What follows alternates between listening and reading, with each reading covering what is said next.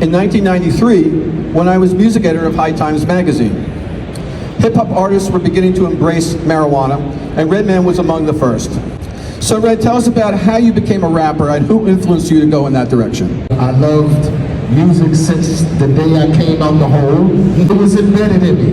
With my mother and my father played records from Diana Ross to the Jackson 5. I couldn't live without music at a young age. I remember 11 years old, sneaking next door to the basement parties my neighbors used to throw and sitting by the DJ. I used to try to ask him, let me DJ. He said, man, you need to be upstairs. Your mother gonna kick her ass when you be down there. So I used to try to DJ at 11 years old. I was turned on from music and sound and sonics at a very early age. I love rap, I love hip hop. I was already bumping Rakim, Big Daddy Kane, Grandmaster Flash, Furious 5. But when I heard EPMD, Strictly Business album, I said, I want to do this. Threw a snowball in my face, directly in the face. I turned real red. And after that, the neighborhood started the whole action. They said, look how red his face is. He's red as hell. Because everyone knows if you come from the urban area, streets, if you're light skinned, you're automatically called red. But I turned red as hell. And after that, the name just stuck with me. We're talking almost 30 years. That's right. So what do you remember about that photo shoot and just in general connecting with High Times? Honestly, Steve, I don't remember too much shit about that photo shoot. I was high. While I was shooting, I don't remember shit, Steve. I was like maybe like 15 or 16 or whatever. And I was like, wow, there's a magazine that promotes cannabis. And then when I got in the rap game, I seen Cypress Hill being one of the first artists, rap artists, being on that cover. I said I had to be a part of it. The first thing I said was, where the hell did they get that green weed from? I said, oh no, there's a whole nother world out there that I'm not tapped into. Everyone knows if you're from the East Coast, back in the early 90s, our weed was like slightly brown all the time. That weed was green as fuck, and I had to be a part of it. You're walking up the stairs to the studio, you had a boombox like this big, blasting. That was your entrance, and you just like blew us away. And that photo, we had Brand Nubian photos, which were good, but that photo was better, and we ended up putting Red on the cover. And I will tell you, the publicist for Brand Nubian wasn't happy. The hip-hop revolution of the 90s. At the time, marijuana legalization movement was pretty white. Hip-hop changed all of that, creating a bridge for people of color to join in. How do you view hip-hop's role in the cannabis legalization movement? Hip-hop around the world is a universal language for everyone to understand each other as a culture. Cannabis is a universal language for everyone to understand each other around the world. You never hear too much violence when it comes to cannabis at all. But back in those days, cannabis wasn't understood as it is today. When you mention cannabis back in the early 90s when we was promoting it, you might as well said crack, cocaine, big facts. A lot of the world didn't understand why we was indulging, why we was willing to put this plant on the front lines. Everyone around the world smokes. And Be Real from Cypress Hill knew, Snoop Dogg, Method Man knew that anywhere we performed at, we had to have cannabis and they would have it for us. It was just more of connecting to our cannabis family. Cannabis had that fine line to tap into the souls and heart of people we was dealing with. Yeah. We was the only ones at Def Jam, at the label, promoting cannabis, a recognition group. It came about from us putting this cannabis plant on the front line. Who was out there advocating and being a soldier for it and not even knowing it. Man, that shit smell good as hell, dog. If I study high, take the test high, get high scores. Right? Right. Animal House is one of my favorite movies, and I said there hasn't been a movie on college smoking ever. We got to be the first ones to do it. And I love Cheech and Chong, and they own their movies. That was the route that I wanted to go. Then coming back to to us with a How High 3, and we're gonna do it right. Because my thing is, if it's not funny, we're not gonna tamper it. I wanted to actually take place where we left off in How High 1. They said, Red, you going on the tour with Beth? I was like, yeah, okay. I remember the first day. He got his ass on the van, I got my stinking ass on the van. And it was like maybe like 4 weeks in a van. And we went from the East Coast all the way to the Bay. First day, we rolling up. And then it was to a point we was trying to outroll each other. I was like, man, this nigga smokes. And he was looking at me like, this dude smokes. I'm controlling the music. And I pop in the tape, and I start writing.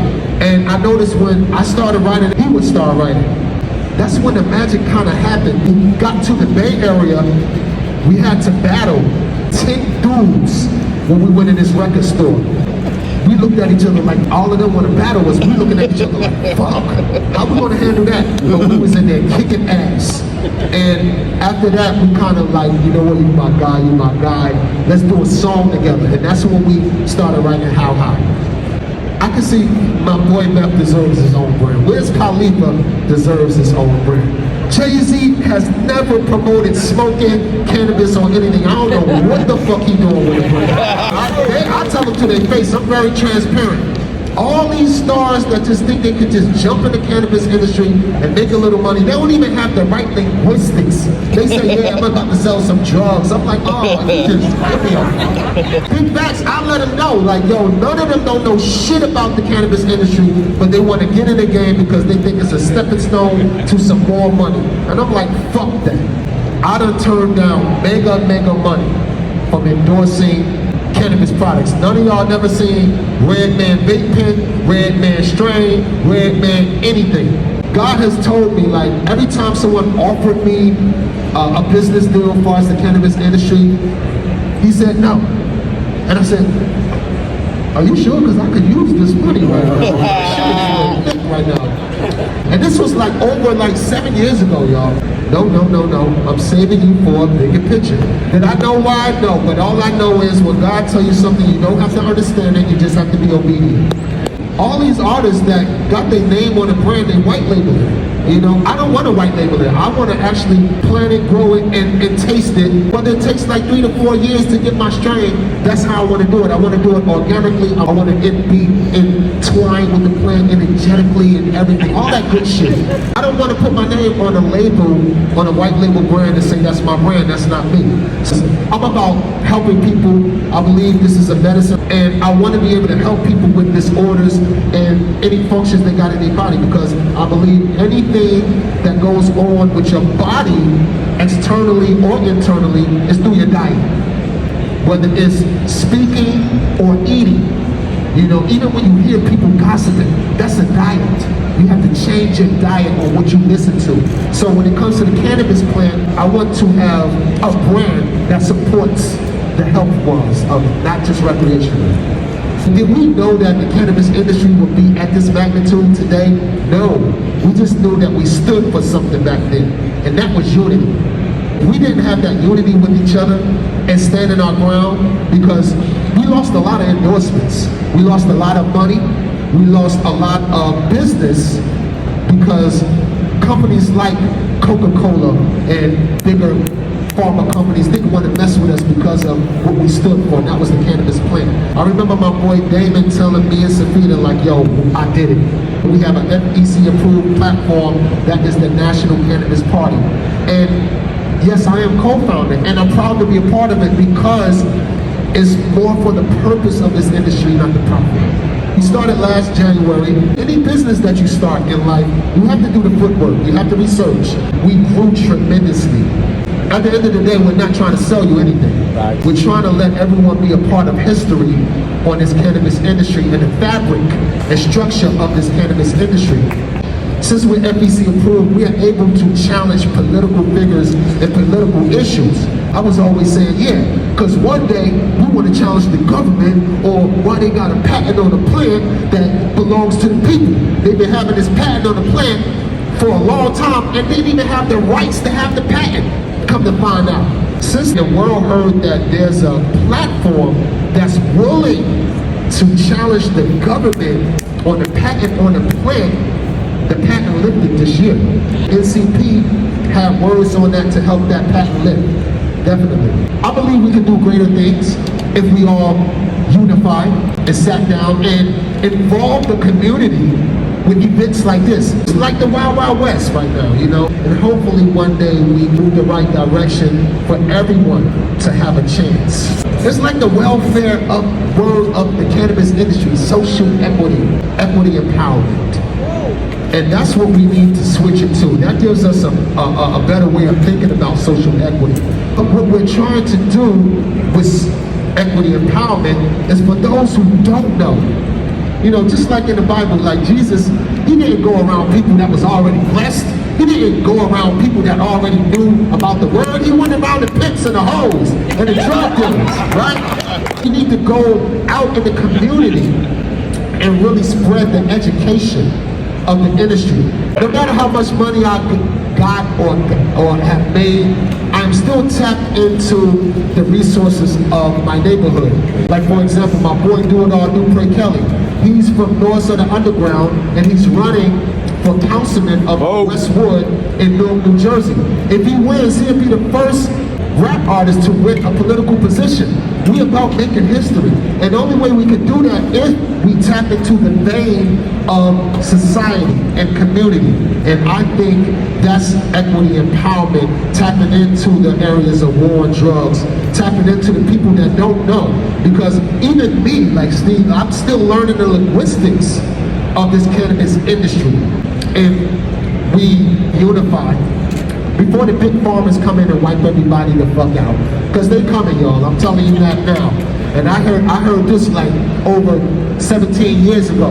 Like companies like Walgreens are buying farms. CEOs of Coca-Cola, they got one of the highest ranking growing facilities in the country. And they saying they want to be the Coca-Cola of the industry, of the cannabis industry.